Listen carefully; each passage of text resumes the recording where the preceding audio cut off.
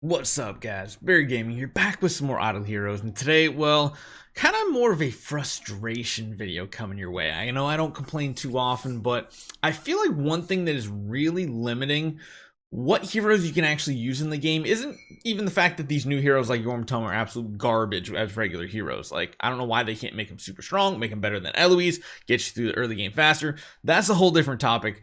My complaint is, why are the newest heroes having some of the worst tenants possible? It's almost as if DH Games doesn't realize assassins and priests are absolute garbage as tenants, and then they give like an entire hero for assassins and priests as their tenants, and I'm like, is really restricting how you play this game. You remember something else that used to be very similar to that? The aura system, the actual group. We used to have a very specific combination of factions of heroes on your lineup to give you bonuses in combat. It was a pretty big bonus back then because there weren't very many percentage multipliers. And they finally did away with it because they were like, yeah, I mean, people aren't really using it. Plus, we're introducing Transcendence heroes. Those don't go with the aura system. I feel like we're at a time where you really use a revamp, and I'd love to hear your guys' suggestions in the comments down below based on what I talk about in this video. So hopefully you guys enjoy this one. Hit that subscribe button. We're getting close to 90,000 subscribers. Let's get going.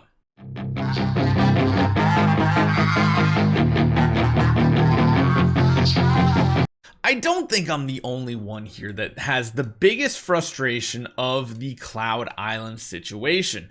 We have some old school heroes that actually have like some pretty solid, decent homes. You got ones like, you can build Scarlet Queen Halora, you can build Elena, you can build some really good supporters around heroes like Lord of Fear Aspen. Heck, even Doom Terminator Vulcans aren't really that bad. You can build a Sundevour Eos, you can build an Atalia or even an Asmodel. It's not as good, but it's still like a decent spot to be in. A lot of these older heroes have like these better synergies, I feel like, than the newer ones. They just, I mean, look at that. You got Freya here, you got like a Jara here. It's like you can make something work off it. I feel like it really restricts early and even mid-game accounts quite a bit at this point because, well, it really sucks when you're going for an account like this. And could you imagine, like, going for Betty first sounds like a really great strategy until you realize Azrael and Bloodtide Queen Arania are the two Transcendence heroes that you would technically want to build. Because it's not like, oh yeah, well, we just won't build those. We'll build like a Scarlet Queen Halora. Well, the downside of that is then your Scarlet Queen Halora is super weak. The whole point of building those Transcendence heroes as the tenants is because you can put all that power into that tenant so that they can be usable in things like Void Campaign and all these other game modes, like even like, I don't know, Star Expedition, Void Vortex, things that you want to progress on. But then you don't pump the stats into them, and then that feels really weird because, like, again, this is almost the same situation. I'd build like a Natalie over here, and then we don't have any Transcendence heroes, and then the first Transcendence hero we build is a non-tenant. And again, it's that game where you should be investing. You can see what we're doing here. This is like a good example as if she was a first Transcendence hero. You want to invest all your stats into the tenants, not into a secondary Transcendence hero. It just so happens that it works out really good when you can go for Lord of Fear Aspen and Scarlet Queen Halora, and then down the line transition to either an Asmodel or more than likely a Phantom Defier Elena. Now, it is a priest, not the best thing to pick, but her abilities really keep your team going and survive compared to an Asmodel. And then the other tenants are pretty decent too. There's Warrior, you don't have to worry about any Assassins, Priest, and that's the other complaint I have. We have Assassin here. We have Priest Assassin here. We have Priest Ranger. That's not too bad. And then we have Mage Assassin. I don't know why, when we take a look at this, there are so many assassins at the top of this tree. Like, so many heroes are getting assassins. It's just, it feels really bad. I feel like the last one that got an even half decent tenant situation was Hyperspace Hunter Ilamok, but he's not really a first damage dealing type hero because, as you guys have seen, even on the Fortress Meme team, it's not like it's a game changing thing. Like I said, Doom Terminator Vulcan was like an okay one.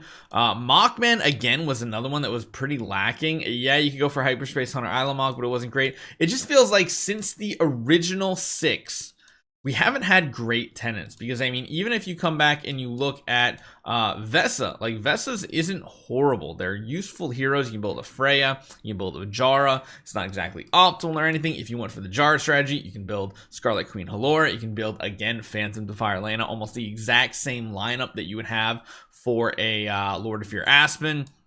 It just felt so much better in the old days. I mean, look at the original Scarlet Queen Halora. Asmondel's not the best, but it was still pretty decent. It just feels like when you get to the top of this list, it's just really, really painful. And now that we have another assassin hero coming out, which is going to be the Transcendence version of Yorm Tum at Christmas time, this is the big question. So, who do we have for assassins right now? Well, honestly, when both came out, they were pretty solid. I mean, Sword Flash here reigned supreme for like a good year and a half, almost 2 years, being at the tippity top. But after that, we had Azrael, which was kind of a meme. He kind of killed himself. You wanted him to die. It didn't mean you'd want to build him as a good hero. He was a good substitute in certain game modes, but wasn't really great.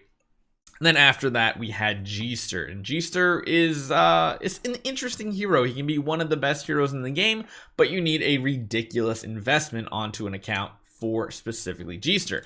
Now, we have Yorm Tum, who has become pretty much the biggest flop since 2C Lago. Honestly, I think he's worse than when 2C Lago came out. When 2C Lago came out, I think she actually had a little bit better of a power than this man right here. Yeah, and this isn't even like a hero that you can build multiple of, like 2C Lago, and make them even better, or Tara and make them even better. That's like a kind of a thing that you've always had with light heroes. Yorm Tum isn't that. He just isn't. And he's going to be the next assassin hero, and he's going to be at Christmas. My guess is this hero is going to be pretty weak overall. And then we're going to probably see a better one at Chinese New Year. But then again, that comes into another complaint I have, is that you notice like the newest heroes are like at the top here for Transcendence, kind of, well, their base version. So what I'm guessing is like you're gonna, of course, gonna have a Yorm Tum up here, because you know that's gonna be the hero assassin. You always get the same regular version of the hero in the Transcendence. Hopefully he has something better than assassin paired with him. There doesn't seem to be much rhyme or reason to who goes in tenant slot 2. Like there isn't. I'm really hoping it's like a Scarlet Queen Halora, because I feel like we haven't seen a Scarlet Queen Halora in a long time. Like we got one there. Yeah, it's been like a very long time.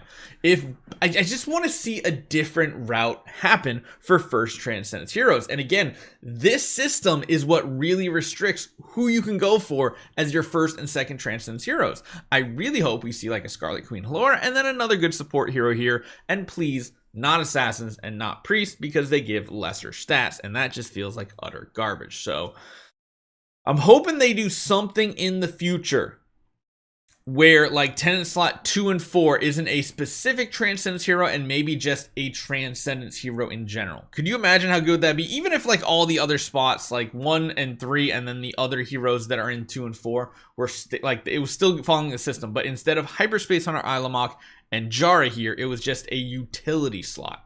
Just any Transcendence hero could be slotted in. Do you know how many different combinations of first E5 or first Transcendence heroes you could transition to once you get done with your Eloise? It would just be amazing. We just need new things for the early game. I'm tired of Eloise.